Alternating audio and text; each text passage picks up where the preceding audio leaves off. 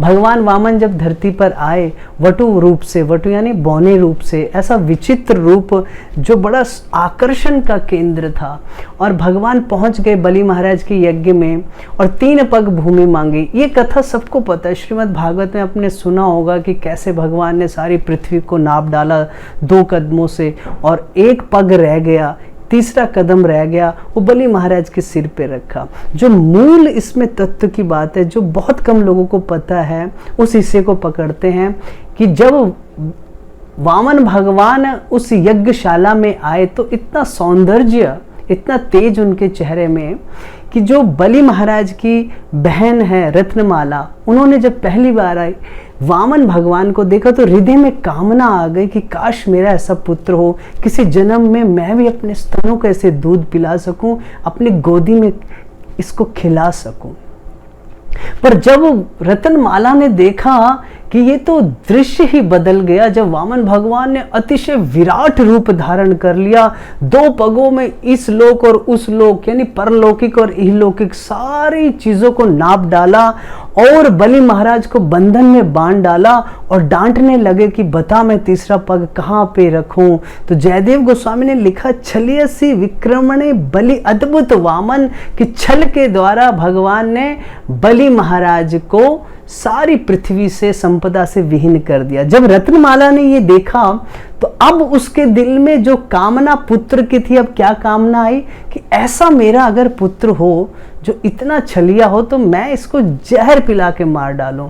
देखो भगवान सबके हृदय में बैठे हुए हैं, भगवान बलि महाराज के हृदय में भी बैठे हैं और भगवान रत्नमाला के हृदय में भी बैठे हैं। भगवान ने नोट कर लिया, कोई बात नहीं, तू मेरी भक्त परंपरा से है ना, ये परंपरा बलि महाराज की, प्रहलाद महाराज की परंपरा से, प्रहलाद महाराज जिनके कारण नरसिंह भगवान आए। देखो भक्त की परंपरा में कोई आए ना तो पिछले जन्म के सारे कुलों का तो उद्धार होता है, अगले कुलों का भी भगवान ध्यान रखते हैं। पांडवों के कुल में परीक्षित आए, परीक्षित को बचाने भगवान गर्भ में पहुंच गए, आपने सुना होगा। इसी प्रकार से प्रहलाद महाराज के कुल में विरोचन, जो विरोचन के पुत्र हुए बलि महाराज। जब कृष्ण द्वापर युग में आए तो यही रत्नमाला पूतना बन के आई, माँ का स्वरूप धारण करके आई, चाहती थी कृष्ण को मारना, गोपाल जी को मारना। स्तनों पे कालकूट जहर, कालकूट होता है जैसे इंग्लिश में साइनाइड पॉइजन कहते हैं कि जीभ पे लगाते ही आदमी मर जाता है, इतना तीखा जहर। पूतना आई गोपी का रूप धारण करके, भगवान को उठाया, दूध पिलाने लगी जो जहर युक्त था, और जैसे ही भगवान ने पूतना के स्तनों पे मुख लगाया, पहले तो सारा जहर पी लिया, फिर दूध भी पिया और फिर अब प्राणों को पीने लगे। पूतना चिल्लाने लगी, कहने लगी कृष्ण मुझे छोड़ दो, गोपाल मुझे छोड़ दो। भगवान कृष्ण ने कहा, देखो माता, मेरी एक आदत है, पहले तो मैं किसी को पकड़ता नहीं और अब पकड़ लूं तो फिर छोड़ता नहीं। देखिए भगवान क्या नहीं कर सकते। रूप गोस्वामी ने बड़ा सुंदर लिखा, परमेश्वरता तदपि तवाधिक दुर्घट घटन विधात्री। भगवान के लिए कुछ भी इम्पॉसिबल नहीं है। दुर्घट होता है जो घटित तो हो ही ना सके, सोच ही ना सके कोई ऐसा हो सकता है, भगवान उसको भी घटित कर देते हैं, वो भी घट जाता है। भक्ति का ऐसा प्रभाव है। देखो भगवान ने क्या किया, पूतना को मार डाला उसके प्राणों को पीकर, पर गति क्या दी, जो मारने आई पूतना उसको अहो बकीयम स्तन कालकूटम, क्या गति थी, लेभे गति धत्रुचिताम। अपने माता के साथ गोलोक में यशोदा माता के अनुगत्य में वात्सल्य रस की सेवा प्रदान कर दी।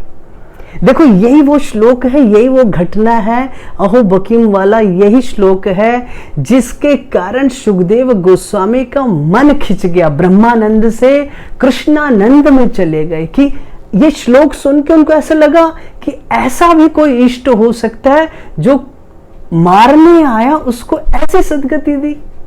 हमारे प्रैक्टिकल जीवन में हमें पता चल जाए को हमें जहर दे रहा है, अरे माई हो, भाई हो, ताई हो, बिना देखे FIR हो जाएगी, कोर्ट केस चल पड़ेगा, चाहे कितने साल चलता रहे। नहीं, इसने मुझे मारने की कोशिश कैसे की, पर भगवान ने नोट कर लिया रत्नमाला की इच्छाओं को और ये विपरीत दोनों इच्छाएं एक साथ पूरी कर डाली।